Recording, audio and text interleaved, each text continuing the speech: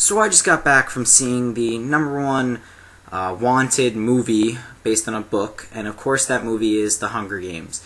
Now, I don't know, I haven't read the book, so I don't want to offend anybody, and why would I read the book if there's a movie and there's a book that the movie's based on? Why would I read the book if there's the movie? I mean, honestly, it's like, why read when there's Spark Notes? But anyway, I thought this movie was actually pretty good. It's a 2.5-hour movie, and it's based on the books written by Susan Collins, and there are 3 of them, and of course this is the first one, and I don't know. I thought it was pretty good. I mean, for a 2.5-hour movie, it's the kind of movie that you want to sit there and actually watch. I thought it was pretty good. Now, I don't know the books, of course, so I can't really compare it to the books, but I was with my friends, and according to some of my friends, they were missing a lot of parts. But I mean, it's a movie. If you were making a movie out of all the parts of the book, you'd be sitting there for like 8 hours, an 8-hour movie. Now, of course, there are some books that you want to see an 8-hour movie. Like, I mean, my girlfriend was just like, I would sit there for 8 hours and watch an entire movie. I would not.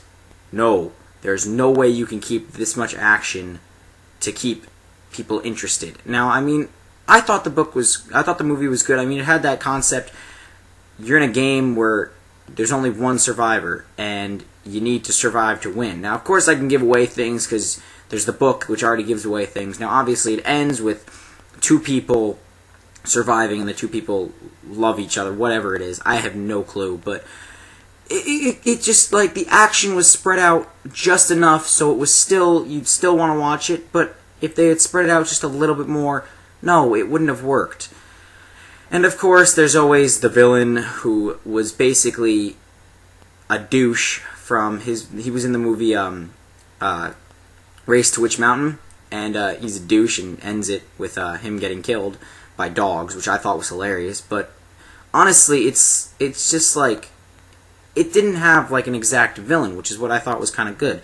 Then, of course, there was the guy that I was watching it for, and I can't remember his name, I can't remember even the actor's name, but he is known in my heart as Tallahassee from Zombieland, and I could not see him as anything else, especially since he actually had long hair, compared to in Zombieland when he had no hair.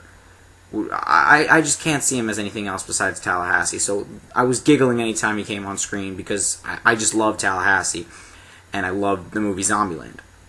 But all in all, I'd give this movie a 5 out of 5, because, I mean, honestly, again, I haven't read the book, so I can't really compare it, but for seeing the movie and just trying to compare it to the books, I don't really like doing that if I ever do read the book, because there's of course going to be stuff missing. But for just seeing the movie as the movie, I thought it was really good. And it's a good movie like that you'd want to sit through for 2.5 hours. Movies that you wouldn't want to sit through are movies like Avatar or even Titanic, which are 3.5 hours long. Other movies that you would want to sit through that are long are like Star Wars. I mean, they keep you interested because they have action or a good storyline.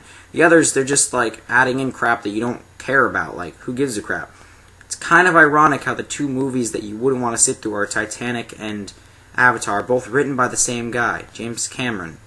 He should really think about that, shouldn't he?